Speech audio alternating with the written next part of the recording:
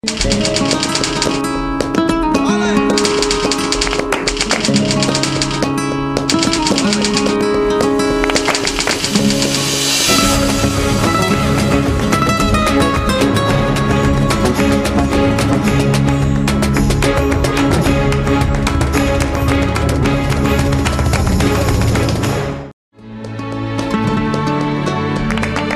año hemos visto las calles vacías. Algunos familiares y amigos se han ido. Nuestros corazones se han llenado de tristeza. Pero también descubrimos el valor de la solidaridad. Entendimos que la salud de uno depende de todos. En estas fiestas, hagamos un trato. Cambiemos pólvora por sonrisas. Cambiemos el riesgo de una quemadura por la seguridad de una familia unida. El dinero que vas a gastar en pólvora, conviértelo en un regalo. En un mercado, en una ayuda para quien lo necesite. Cambiemos el ruido de la pólvora por la alegría de compartir. Que estas fiestas sean un homenaje a la vida sin pólvora.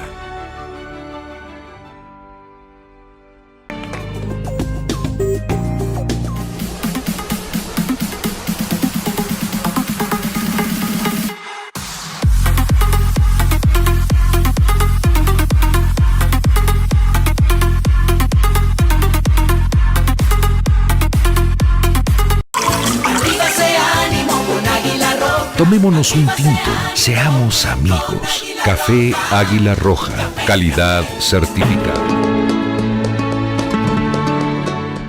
Hola, muy buenas. Desde el canal 2 estamos celebrando hoy el mes, yo diría que de la donación, aunque decir que el mes de la donación simplemente es eso, un decir, porque donde haya donantes, la jovencita que tengo al lado, que es una médica no solamente bella como mujer, sino con un talento excepcional, nos va a hablar de algo que definitivamente nos sacude, no solo por la emoción que produce, sino por ese efecto conmovedor que a todas luces resalta.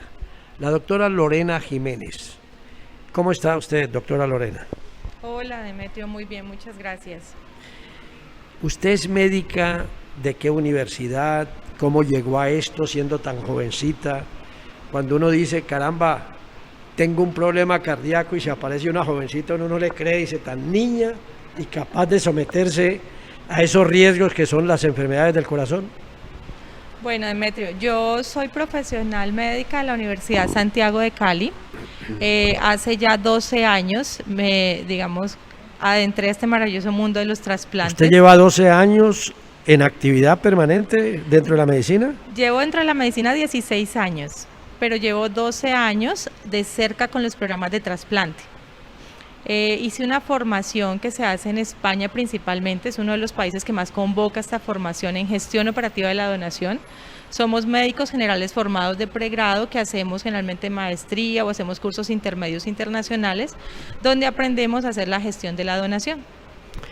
Bueno, yo tengo que hablar con usted cosas muy lindas. Trasplante de corazón.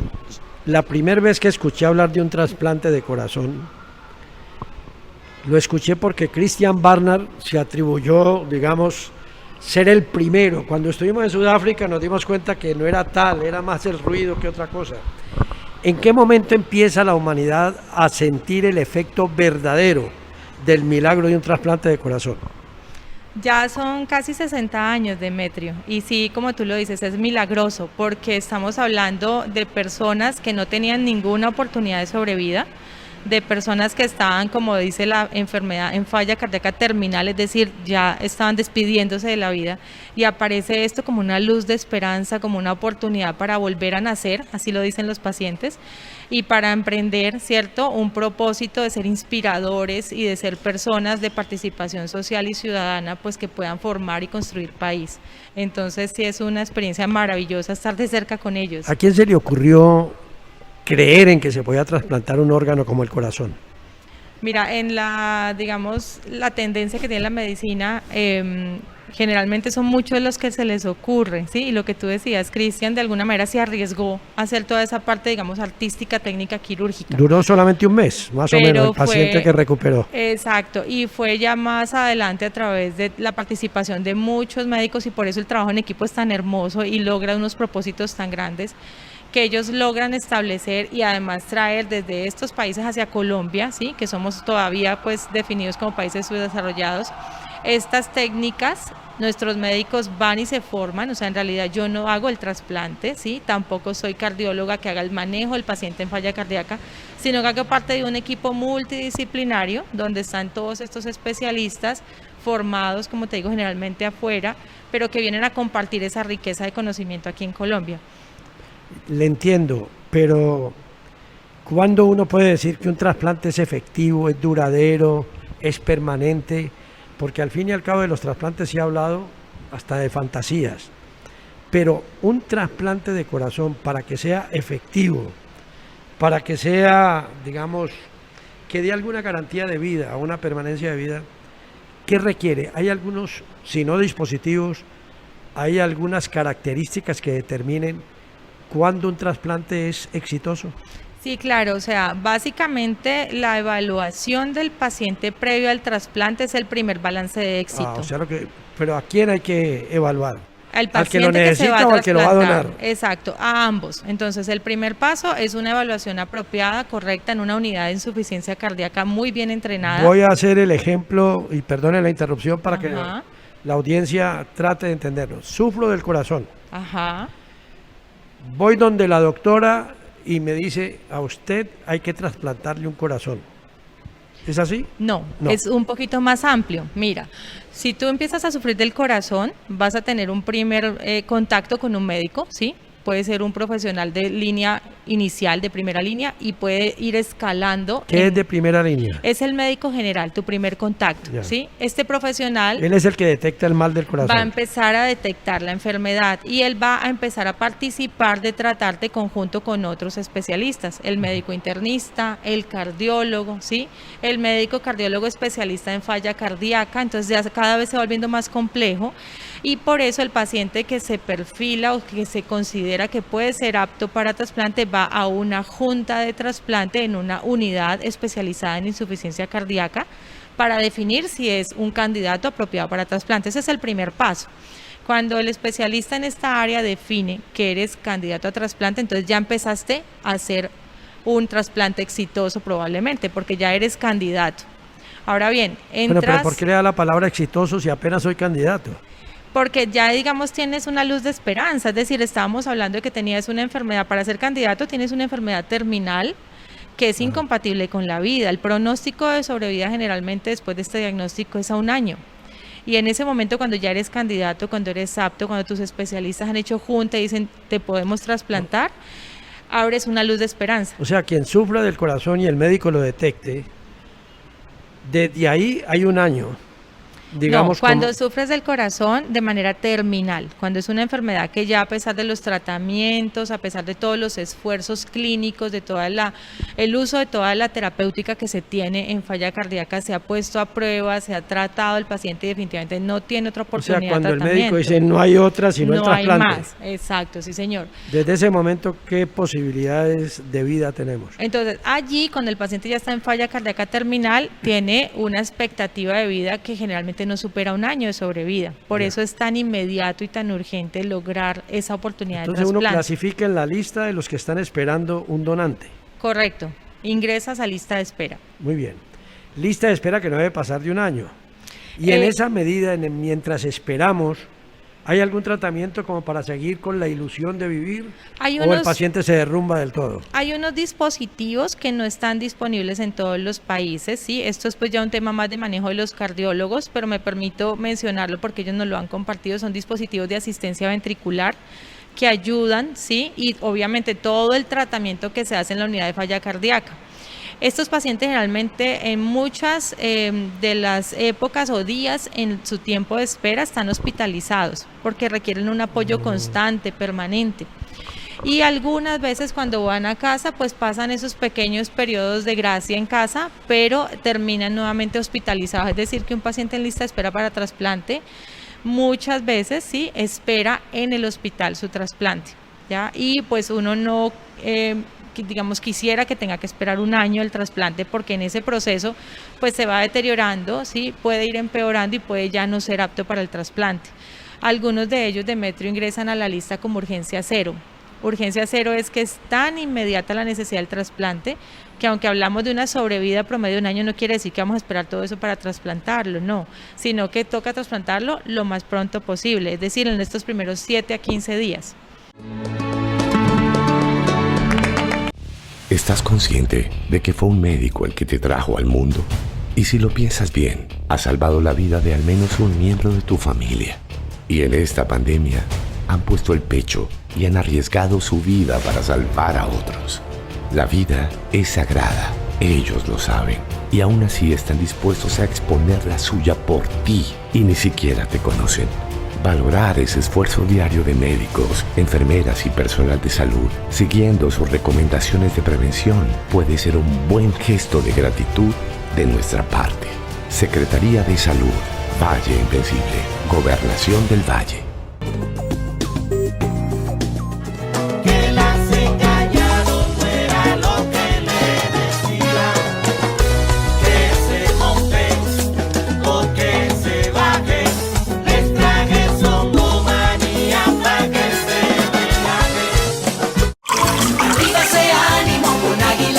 Tomémonos un tinto, seamos amigos. Café Águila Roja, calidad certificada.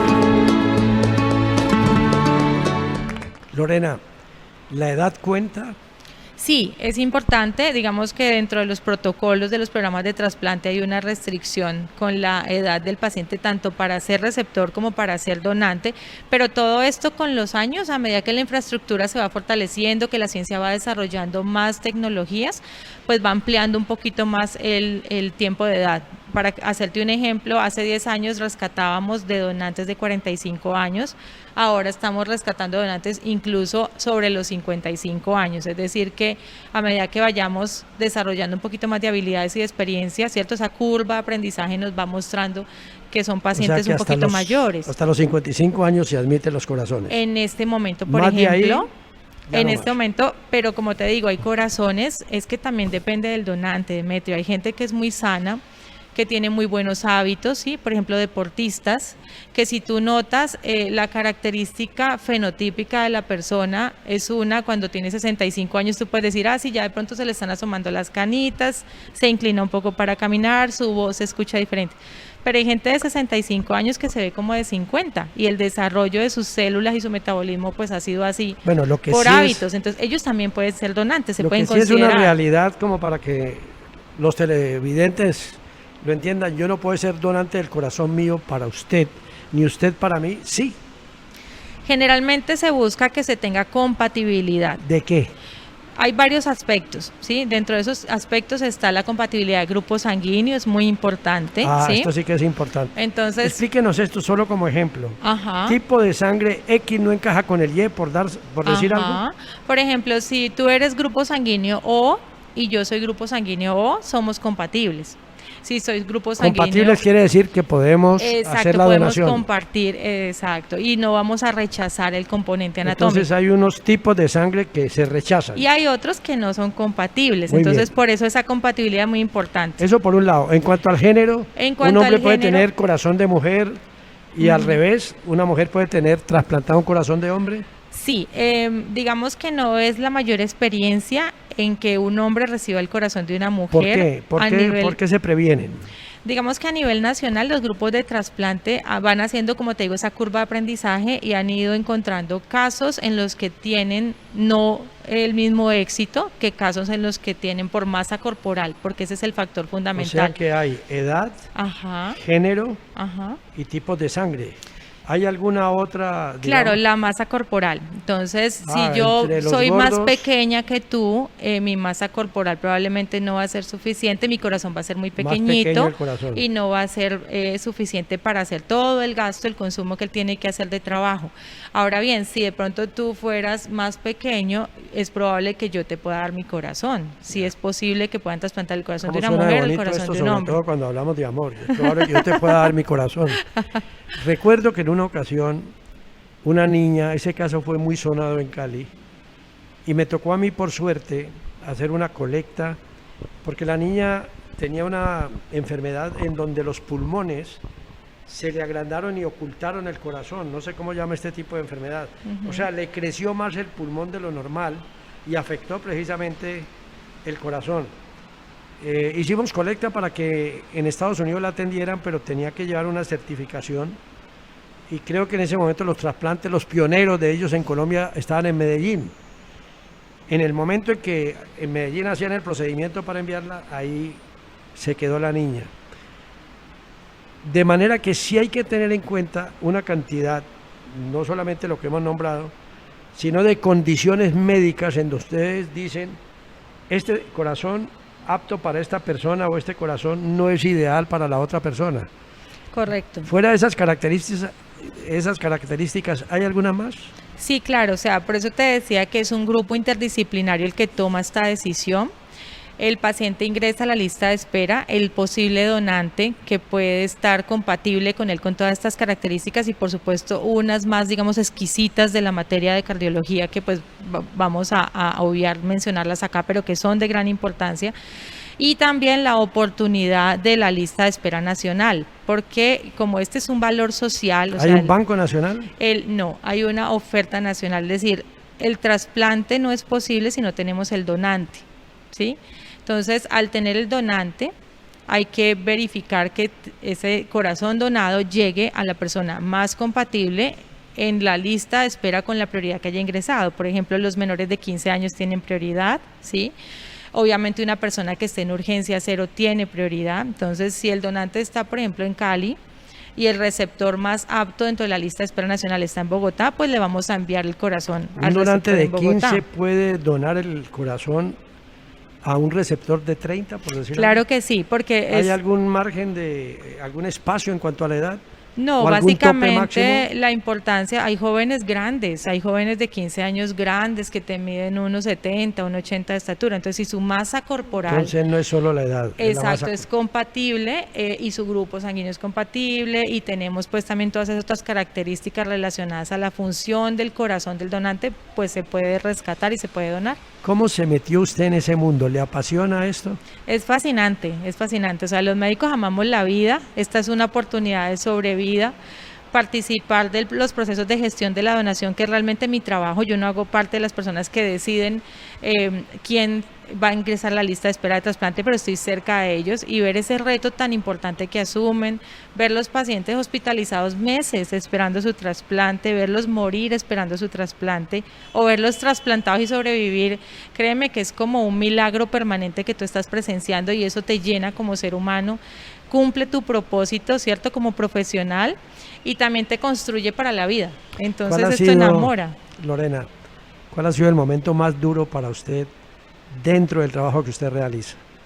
Yo pienso que han sido varios momentos con la misma situación y es cuando te encuentras una comunidad o una familia, ¿cierto?, un sector de la población que no conoce de esta maravilla, que al desentenderlo siente temor. Hay muchos mitos alrededor de la donación para el trasplante y digamos que no se permiten vivir la experiencia de donar. Entonces ese es un momento que te frustra, no solamente porque no vas a tener la oportunidad del trasplante para los que están en lista, que son muchos, sino también porque este es un valor para la familia que dona. Y entonces no lograr, porque es un momento muy agudo, ¿cierto? El momento de la muerte, de la pérdida es agudo, de la muerte casi no se habla.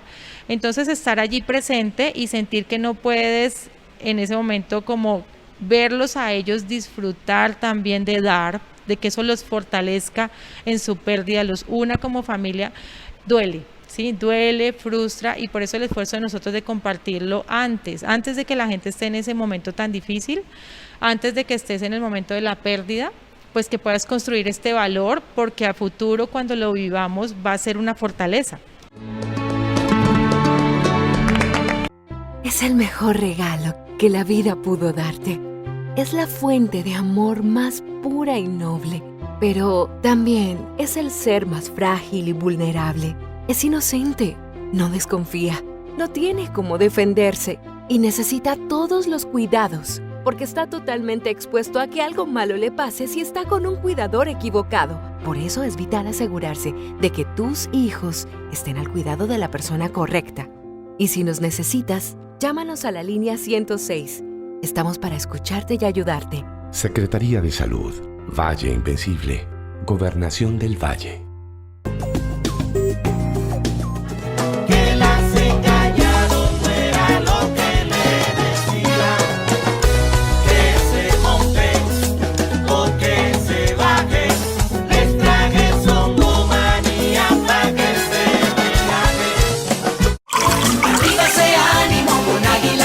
Tomémonos un tinto, seamos amigos. Café Águila Roja, calidad certificada. Pues voy a cambiarle la pregunta. ¿Y los momentos más felices? Ahí sí Ay, supongo son yo. Muchos. Claro. Son muchos, claro que sí. Ver despertar un paciente después de un trasplante es algo majestuoso. O sea, no tiene ¿Cuánto explicación. tarda? O también seguramente la reacción dependerá del organismo, dependerá. Ajá. Pero si es que se puede establecer alguna especie de medida entre el trasplante y cuando el paciente, porque recuerdo algo que me contaron ustedes, que de un día a otro le sacaron una foto al paciente haciendo así. Ajá, ¿Cómo sí. fue esto? Mira, esto obviamente que tiene pues unos lapsos de tiempo, ¿cierto? Dependiendo de la condición previa al trasplante del paciente, pues pueda que tarde un poquito más. Pero en promedio hay pacientes que a las 8 horas después de cirugía pueden estar despiertos, ¿sí? Y eso es un momento magnífico. O sea, yo me imagino cómo se sentirá el paciente. Claro, imagínate, entras a un quirófano sabiendo que estás haciendo una apuesta al todo o nada, ¿sí?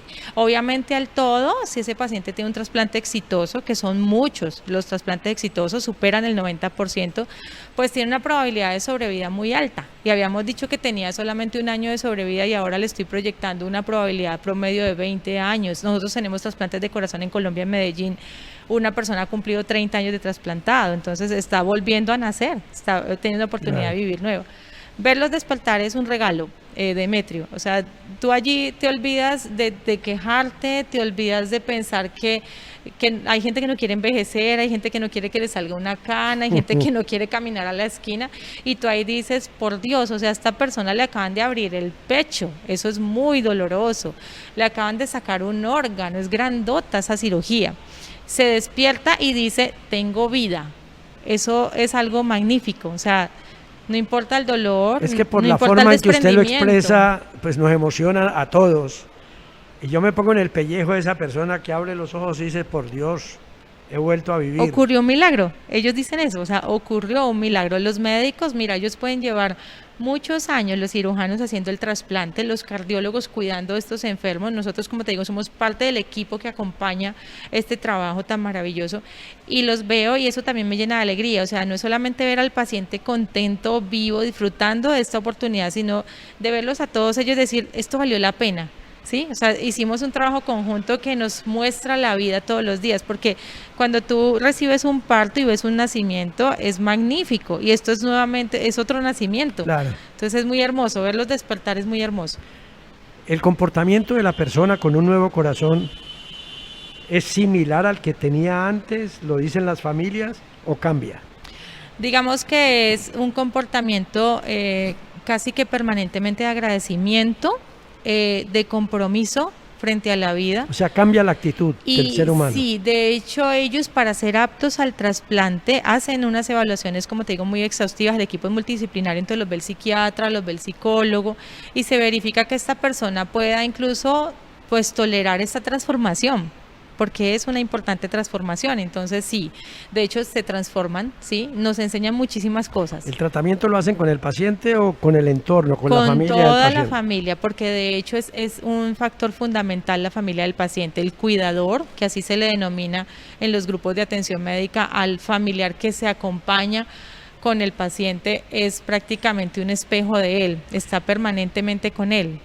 Entonces es fundamental el trabajo conjunto, todo su entorno participa. Si hay una mascota en la casa es importante, Demetrio. ¿Ah, una mascota? Claro, porque la mascota tiene que salir de la casa un tiempo prudente y eso es un desprendimiento, eso es un duelo y el paciente y la familia lo tiene que esto saber. da para otro programa. Sí, porque, o sea, si la familia del trasplantado tiene una mascota, tienen que salir de la mascota. Hay que llevar la mascota a que viva con otros familiares, a que esté en otro ¿Por lugar qué? un tiempo, porque la mascota el paciente trasplantado tiene un tratamiento posterior al trasplante para que no rechace el órgano que recibió. Ajá. Y esto exige que el animalito no puede estar presente. Ellos generan, ¿Pero ¿cierto? qué transmite el Enfermedades, animalito? infecciones, ¿sí? Que pueden vulnerar la vida del paciente. El paciente de alguna manera es un poquito más frágil, entonces toca que el animalito se desplace y esto es un tema fuerte para las familias. Total. Entonces hay que considerar todo este entorno, mira, tan importante.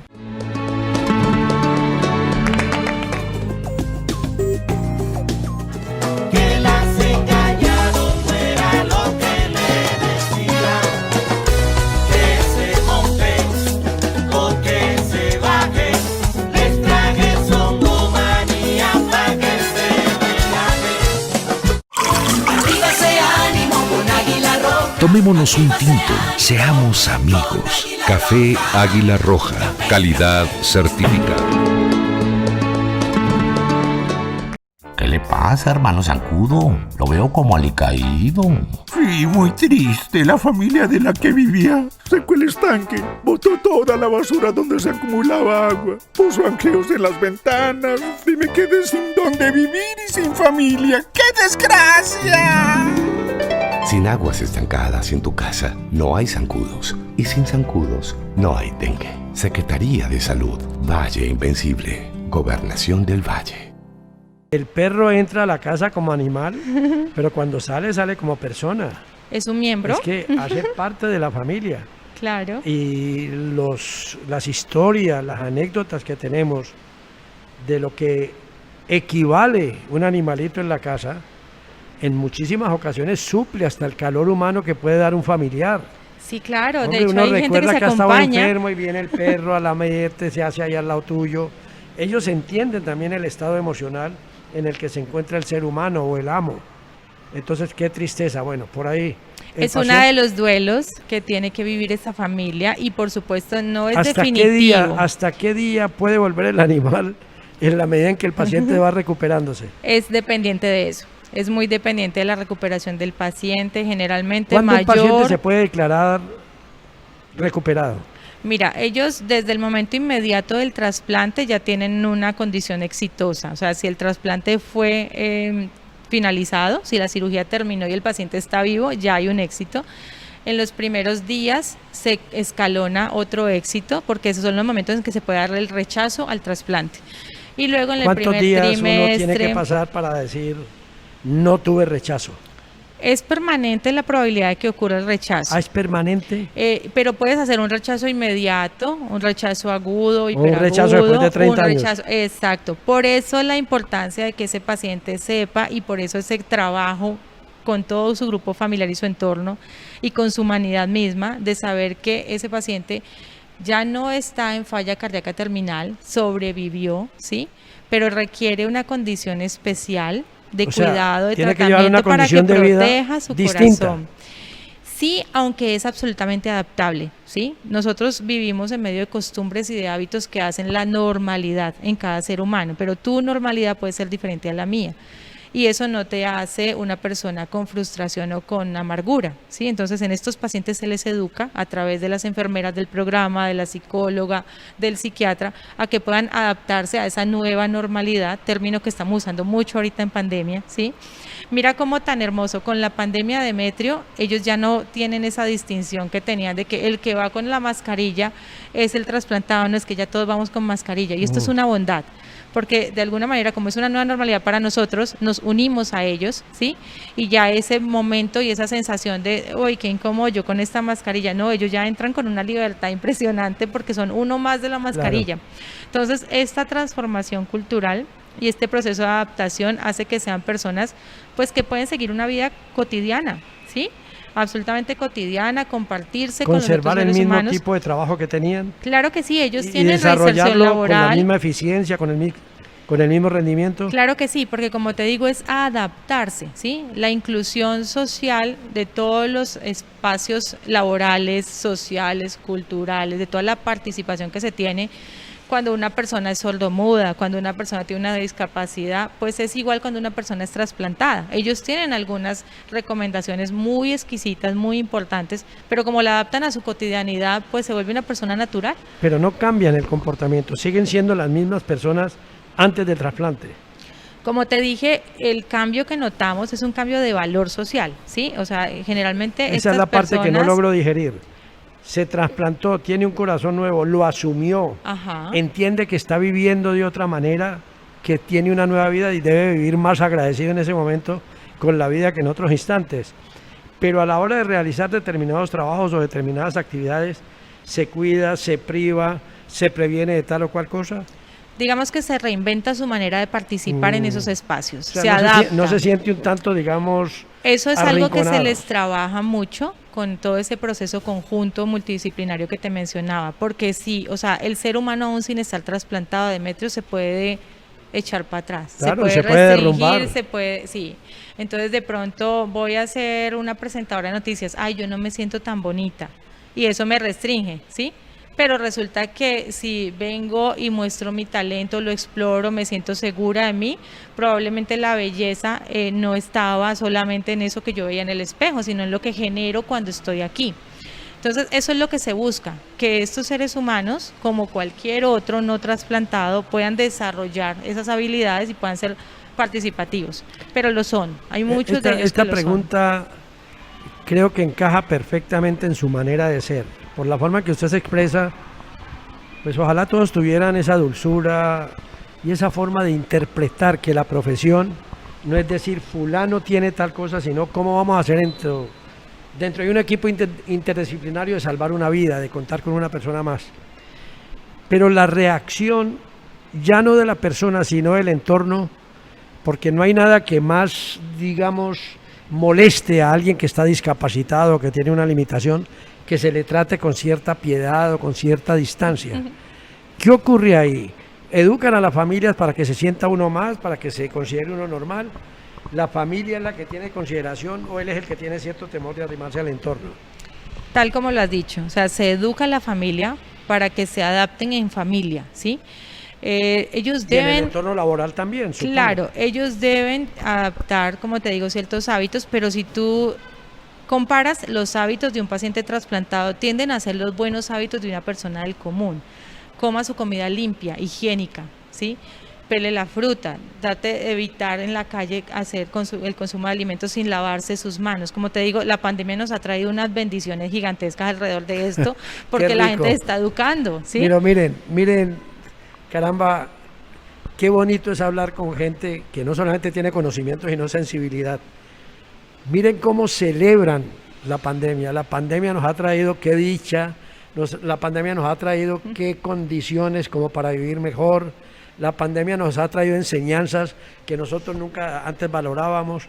Usted está hablando de bellezas de la pandemia. Yo creo que es la primera vez, y cosa que le agradezco y lo digo públicamente, que he escuchado hablar bellezas de la pandemia. Aquí está Lorena Jiménez hablándonos de las bondades que ha traído la pandemia. Y son muchas, no solamente en el Son sector muchas salud, todavía. no solamente en el sector salud. Mira, nosotros, yo te decía al inicio, el principal recurso humano que genera la posibilidad de lo que estamos hablando, o sea, sin donante no hay trasplante, y la donación es una voluntad solidaria. ¿Qué ha generado la pandemia? Solidaridad. ¿Qué necesitamos todos en la pandemia? Reconocernos como individuos, pero parte de una comunidad, y nos necesitábamos todos, y nos metieron a la casa todos, y aprendimos a que alguien se ocupara de hacer llegar a mi casa el alimento, o de que yo me ocupara de hacer llegar el alimento a otro, pero el alimento no solamente es material, ¿sí? El alimento también es espiritual, es que hubiera una palabra de aliento, es que hubiera alguien que se atreviera a decir, vea, yo salí, guardé la distancia, no me dio un beso, no me dio un abrazo, pero sentí que había una persona allí con la que al menos al mirarlo a los ojos me sentí acompañado, me sentí en comunidad. ¿Cuántos le han dicho eso a usted? Señor. ¿Cuántas personas le han dicho eso a usted? Muchas. Claro, en y soy en yo el uno entorno más. familiar, Métame en muchas. esa lista. Caramba, que no quiero estar lejos de eso. ¿Ustedes tienen alguna campaña como para que la gente pierda el miedo y diga, hombre, yo quiero donar mis órganos? Sí, ¿Hay pero alguna resistencia en Colombia todavía sobre eso? sí, y sobre todo esta campaña necesitamos que sea más unánime. Las campañas se están liderando desde las instituciones que hacemos los trasplantes, desde las secretarías de salud. Se están liderando también desde los pacientes agremiados trasplantados. La idea es que podamos consolidarla en todas estas personas que participan, todos estos actores, para que sea más fuerte. Y tienes una página en el Instituto Nacional de Salud en la que tú puedes ingresar, ahorita que tenemos también esa a favor que aprendimos a estar más dentro de la tecnología, ese aspecto a favor es muy lindo. Entonces, entrar a la página del Instituto Nacional de Salud o de la Regional 3 para la gente de aquí de este suroccidente colombiano, en la que nos enseñan qué es el donante, qué es el trasplante, cuáles son los mitos, ¿sí? Pero estos espacios son muy importantes. ¿La gente acude sin miedo o sigue la resistencia o la reticencia de...? Está dividido. Hay un gran grupo de personas que está a favor de la donación, que lo comprende. Usted diciendo las bondades que tiene, hombre, si nos vamos a morir y podamos dar vida con nuestra muerte, ¿por qué no hacerlo? Sí, de alguna manera, digamos que la invitación es primero hablar de la muerte, porque lo que yo percibo en estos 12 años de experiencia cerca de este proceso es que el temor a veces no es a donar, sino a aceptar la muerte. Entonces me quedo aturdido en que, ¿cómo así? No, yo no me quiero morir, estoy muy joven, tengo mucha vida. O falleció un ser querido, falleció mi papá, no, yo no quiero que se vaya. Y si yo dono, de pronto estoy renunciando a esa esperanza de que él se quede. Pare ahí. Murió mi papá, pero yo no quiero que mi papá deje el corazón para otra persona. Ajá, pasa con frecuencia porque además piensan que en el corazón están los sentimientos. Entonces yo no quiero que el amor de mi papá se escape de él. Claro. Es construir, ¿cierto? Respetando por supuesto todos estos principios culturales, incluso religiosos que estructuran esto de las emociones en el corazón, pues que esa emoción, ese amor hacia su papá se va a quedar aquí en su memoria. Ahí es donde se perpetúa. Claro. Y adicional vamos a agregar a su memoria un valor, es que ese corazón físico de su papá, que representa para usted el amor, está dando vida en otra persona. Claro. Y eso construye una manera, digamos, diferente de aceptarlo. Hay que ir a algún sitio, hay que entrar a la página, ya la dijo usted, pero antes de tomar esa determinación, existe, digamos, como una sala previa donde le indiquen a uno las bondades, venga para acá, deje el egoísmo, al fin y al cabo, si usted va a morir, sus órganos pueden servirle a otra persona. ¿Cómo se hace esto previamente? En este momento hay una recomendación por una norma nacional en la que lo que se convoca es a quien no desee que haga un proceso estructurado de escribir su oposición a la donación, en una notaría certificarlo e ingresar al instituto. Ajá, ingresar al instituto, porque la ley de presunción legal ampliada lo que dice, o su estructura básica, es sobre el valor de la solidaridad, y es que quien no manifieste su oposición hay presunción de que es donante, esto con los mayores de 18 años. ¿Cuál es la recomendación? Esto es un valor humano, es un valor social que construye, como les dije. Entonces lo más importante, si usted mayor de 18 años y dice yo, Lorena Jiménez, quiero ser donante, pues yo tengo que decir a mi mamá, se lo tengo que decir si tengo un esposo a mi esposo, si tengo unos hijos a mis hijos, para que lo sepan y acompañen mi voluntad. Todos queremos cumplir la última voluntad. Hay que hacer una consulta primero familiar. Una reunión familiar en donde toquemos el tema. A tocar el tema de la muerte. Claro que sí, y ahí es donde está la fragilidad. Totalmente, yo soy uno de ellos, hago esa confesión. No me hablen de cosas negativas, yo no quiero oír eso en mi casa, etcétera, etcétera. Y mira que, Demetrio, hay culturas que ven la muerte como una fiesta, con un espacio de transformación. Pero mire, ayer nomás, eso, por ejemplo. Ayer nomás, Lorenita, hablé con Medardo Arias. Le dije, hola, ¿por qué la cultura pacífica de Buenaventura, cuando muere alguien le cantan, se ponen felices porque va una criatura, no sé a qué espacio? Este año hemos visto las calles vacías. Algunos familiares y amigos se han ido. Nuestros corazones se han llenado de tristeza. Pero también descubrimos el valor de la solidaridad. Entendimos que la salud de uno depende de todos. En estas fiestas, hagamos un trato. Cambiemos pólvora por sonrisas. Cambiemos el riesgo de una quemadura por la seguridad de una familia unida. El dinero que vas a gastar en pólvora, conviértelo en un regalo. En un mercado, en una ayuda para quien lo necesite. Cambiemos el ruido de la pólvora por la alegría de compartir. Que estas fiestas sean un homenaje a la vida sin pólvora.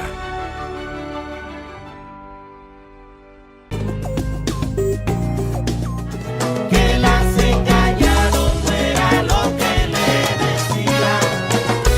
Que se monten o que se bajen. Les traje son manía para que se relajen. Arriba ese ánimo con Águila Roja. Tomémonos un tinto, seamos amigos. Café Águila Roja, calidad certificada. Hay culturas que la muerte no la ven, pues digamos, con el mismo temor con que las vemos nosotros. Allí debe ser mucho más fácil, digamos, acudir a ese espacio, ¿o no? Sí, claro que sí, porque han construido una fortaleza. ¿Sí? Y yo, por ejemplo, soy parte de las personas que considero que la muerte es una oportunidad de transición y es una fiesta. O sea, es muy complicado pensar para mí individualmente que solo en el momento en que se detenga este sistema físico, toda esa hermosura que yo disfruto de la humanidad se pierda y quede allí. Yo pienso que esto tiene que trascender, tiene que pasar algo más, ¿sí? Porque es que yo no estoy viva solamente porque puedo mover este cuerpo, yo percibo muchas cosas, me puedo comunicar contigo, podemos transmitirnos ¿Qué cosas. es la vida para usted? Para mí es una oportunidad mágica de compartir, de usarme como ser humano, Y de servir. De servir y de, sobre todo de apreciar en el otro todo lo que me entregan, todo lo que transforma, todo lo que hace que la gente vibre, la música, sí, es parte de la vida, ver todas las diferencias culturales, eso también es parte de la vida y es hermoso. Me obliga a preguntarle si una persona ha tenido, digamos, aptitudes para la música, para el arte, para las matemáticas, para las empresas. Al ser trasplantado de corazón, ¿esas aptitudes desaparecen? Claro que no. Eso es una habilidad, O sea, el que está corazón no construida en determina- su pensamiento, en el desarrollo de su cerebro. Entonces sigue siendo artista. De hecho, probablemente, porque lo hemos visto, ¿sí? Hay, por ejemplo, deportistas, hay artistas músicos que a través del proceso que viven con el trasplante, pues es que ganan un poco más de inspiración para construir ese tipo de recursos culturales que transmitan también en favor Mire, de Lorenita, ese valor de la vida. Usted me ha traído, porque hablar con usted yo puedo pasarme días y estoy encantado de hacerlo, pero me ha traído un testimonio de alguien que ha sido trasplantado. Me parece que hace 3 meses, me dijo usted. Hace 3 meses fue trasplantado. Fue trasplantado. Antes de entrar con él, explíqueme en detalles cómo fue el trasplante. Mira, con Johnny Bolaños, que es la persona llama que nos Hugo acompaña, Bolaños? Johnny Bolaños. Johnny Bolaños, que es la persona que nos acompaña hoy, la clínica DIME vivió el reto del año, el reto que estamos viviendo todos. Él es el primer trasplantado de la pandemia. Por eso Durante la pandemia. Claro que sí, digamos de lo que llevamos de pandemia, porque seguimos en pandemia, ¿sí? Entonces fue un reto maravilloso porque es un hombre joven, padre de familia, que llega ¿Jóvenes de qué edad? 47 años. Sí. Que llega a la institución en una condición, como te expliqué, de falla cardíaca terminal. Entra al proceso de evaluación de grupo y es apto para ingresar a una lista de espera. Y entonces, ¿cómo hacemos si estamos en pandemia? ¿Cómo vamos a lograr tener todas esas condiciones tan óptimas? ¿Cómo vamos a lograr la logística para que su corazón, de donde sea que venga compatible, llegue? Y entonces se hace esa apuesta que todas las personas que han logrado aprender de la pandemia hacen. Y Dime Clínica lo logra conjunto con lo más importante, el recurso más importante. ¿Dónde empiezan a buscar ustedes el corazón? En la gente que desea donar. Ese es el sitio, ese es el origen, ¿sí? En la humanidad, en el amor de la gente. Es que él ingresa a una lista nacional. Cuando Johnny está, y eso ahorita él te lo cuenta despacio, pero cuando Johnny está en ese proceso de ingresar a lista, incluso vive algo que lo lleva a una urgencia cero, es decir, se necesita más inmediato.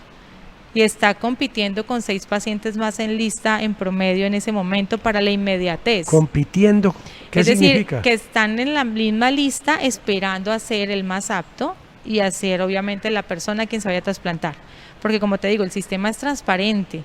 Desde el Instituto Nacional de Salud, esta clínica habilitada para hacer trasplante a Johnny debe de ser respetuosa a todas las normas y a todos los requisitos para que él sea el trasplantado apto. Y en ese proceso de espera, pues está pensando, estamos en pandemia. y era mayo, final de mayo, la época digamos más crítica, donde se hizo esa nube de temores, Claro. de dificultades. Entonces es una, digamos, es una experiencia muy hermosa porque nos enseña que pudimos, ¿sí? Que toda la gente se alineó, no solamente la gente que ¿Y hace el el corazón lo trasplante, encontraron dónde? en otra ciudad. Ah. El corazón de él Y llegó ahí de sí que otra viene ciudad. el periplo que ya conocemos, llamar a otra ciudad, llamar a los aeropuertos, llamar a las autoridades de tránsito. Pero fíjate que todos ellos estaban en una misma línea de disposición solidaria, todos estaban muy involucrados, por eso fue posible. Y por eso habla usted belleza de la pandemia. Por eso fue posible. La pandemia le despertó a la gente su humanidad, su solidaridad. Lorena, yo estoy seguro que cualquier persona que hable con usted debe quedar encantado, debe quedar prendado no solamente de sus conocimientos, sino de su calidad humana. ¿Me permite hablar con el Muchísimas testimonio? gracias, claro que sí. Johnny Bolaños. Johnny Bolaños. Bueno, le voy a pedir a Jonier, que no tiene nada que ver con Johnny Bolaños, el nombre es parecido, que paremos un momentito mientras viene Johnny. ¿Estás consciente de que fue un médico el que te trajo al mundo? Y si lo piensas bien, ha salvado la vida de al menos un miembro de tu familia. Y en esta pandemia han puesto el pecho y han arriesgado su vida para salvar a otros. La vida es sagrada, ellos lo saben, y aún así están dispuestos a exponer la suya por ti y ni siquiera te conocen. Valorar ese esfuerzo diario de médicos, enfermeras y personal de salud, siguiendo sus recomendaciones de prevención, puede ser un buen gesto de gratitud de nuestra parte. Secretaría de Salud, Valle Invencible, Gobernación del Valle.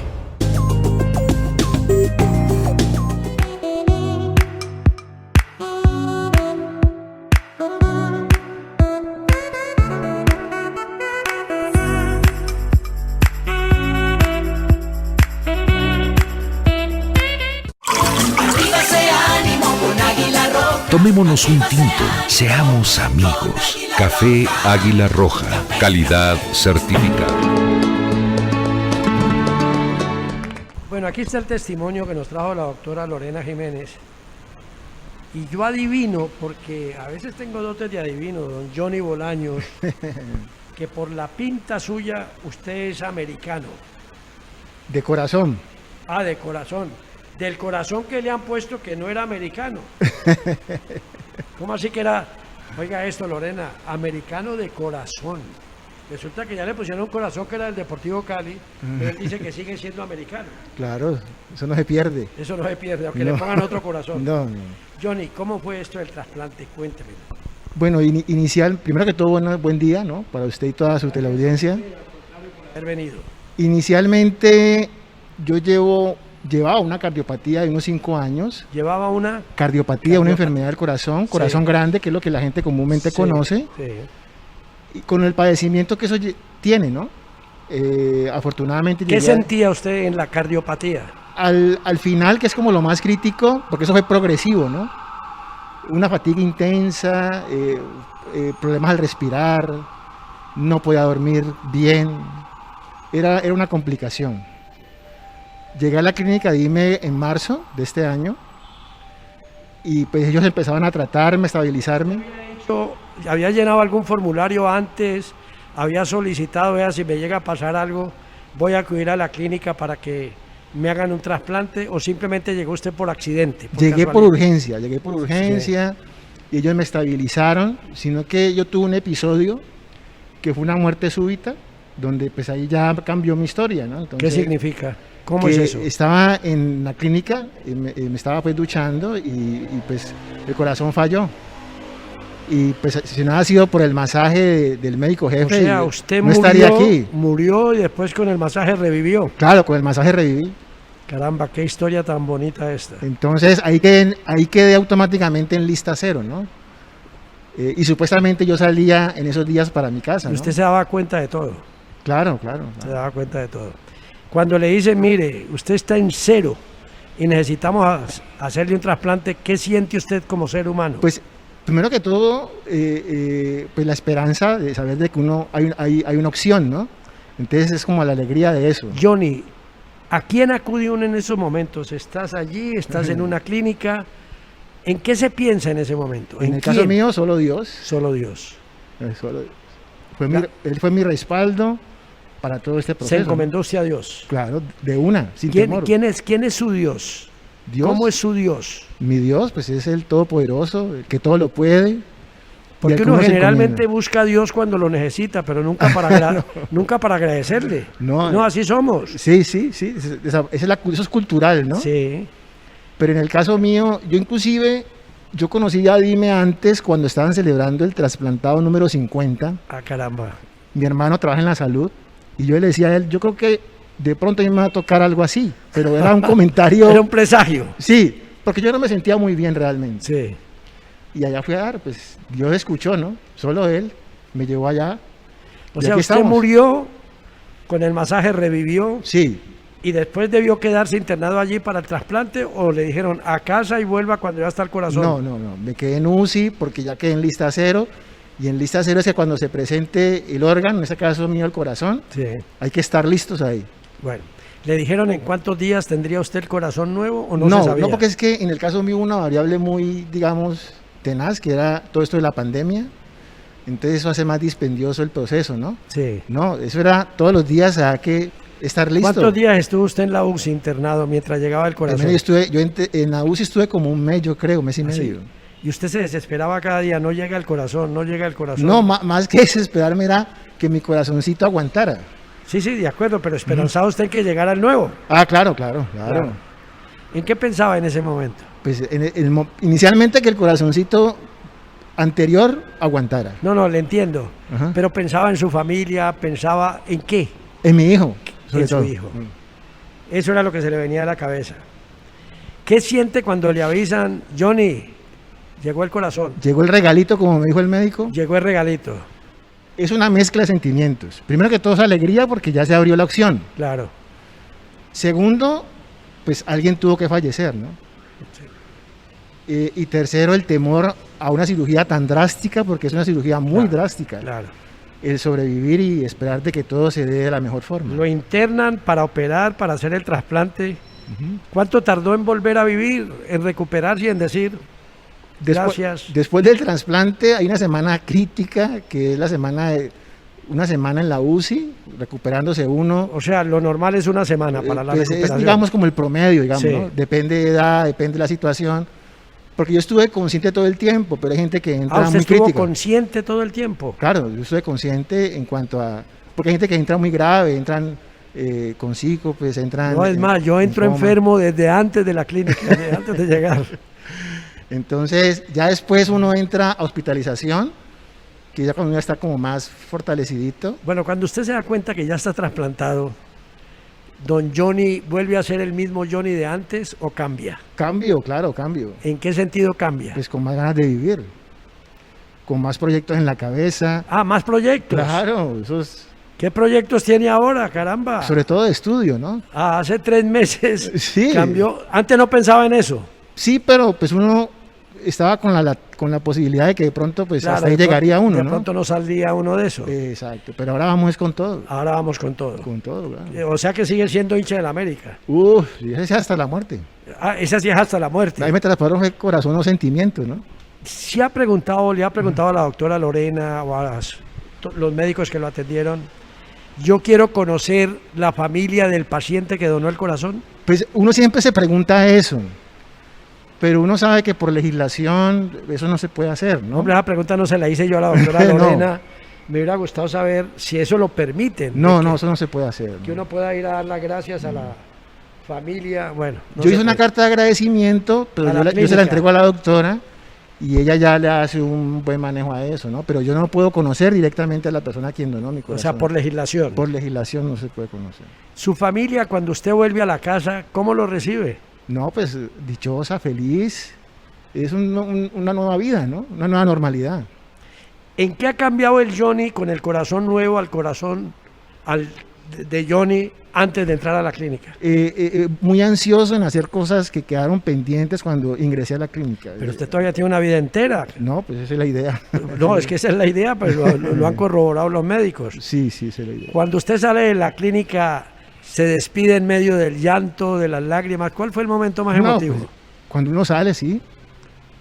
es muy emocionante. Pero si es emocionante esto que estamos viviendo, ¿cómo no va a ser emocionante en el momento que le dicen, venga, a vivir nuevamente? Sí, para afuera. Johnny, vivir la vida. Siempre es bueno decir gracias. ¿A quién le da las gracias a usted? Después de Dios, a la gente de la clínica, ¿a quién recuerda con más cariño? Pues son muchos. No es que no alcanzaríamos aquí, pero a los donantes, al equipo de rescate, a los médicos, a los auxiliares. ¿Equipo de rescate, dice sí, usted? El equipo de rescate, que son los que pues cuando el corazoncito sale, en el caso mío, son los que lo sacan del cuerpo pues, del donante y lo envían. Y como tenemos que terminar el programa, qué lindo ha sido este testimonio que nos ha traído la doctora Lorena. ¿Qué le dice usted a los televidentes cuando están en un caso así parecido al suyo? ¿Qué consejo les da? Pues hay que, en primer lugar, pues recomendarse a Dios, que es lo más importante, y creer en la institución que le está apoyando, porque es un reloj suizo lo que funciona ahí, ¿no? Es un proceso muy depurado y hay que creer en él, porque si uno cree en él, las cosas se dan. Hombre, yo tengo que hacerle un reconocimiento a la clínica Dime. Es que no sé cuántos trasplantes han hecho, más de 100 en la clínica, 51. Yo soy el 52. ¿A usted es el 52? Sí. ¿52? 56. Después de mí, 4 más. 4 más. 4 sueños más recuperados. 4 sueños más recuperados. ¿Sí ha visto usted con sus compañeros? Con algunos compartí habitación. ¿Y qué tal?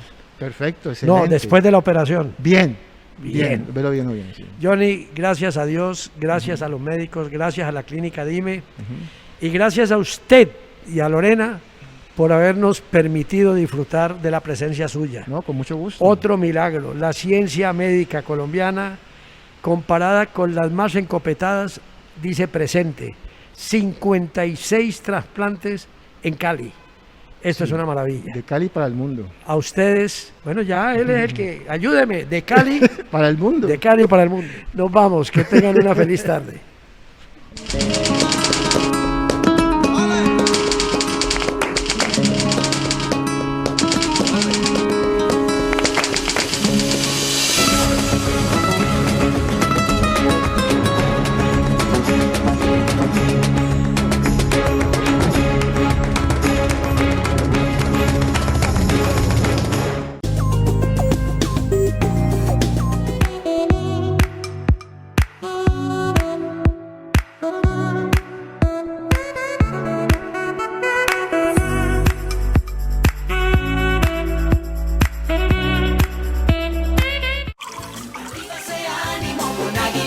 Tomémonos un tinto, seamos amigos. Café Águila Roja, calidad certificada.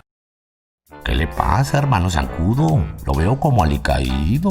Sí, muy triste. La familia de la que vivía secó el estanque, botó toda la basura donde se acumulaba agua, puso anqueos en las ventanas y me quedé sin dónde vivir y sin familia. ¡Qué desgracia! Sin aguas estancadas en tu casa, no hay zancudos. Y sin zancudos, no hay dengue. Secretaría de Salud, Valle Invencible, Gobernación del Valle.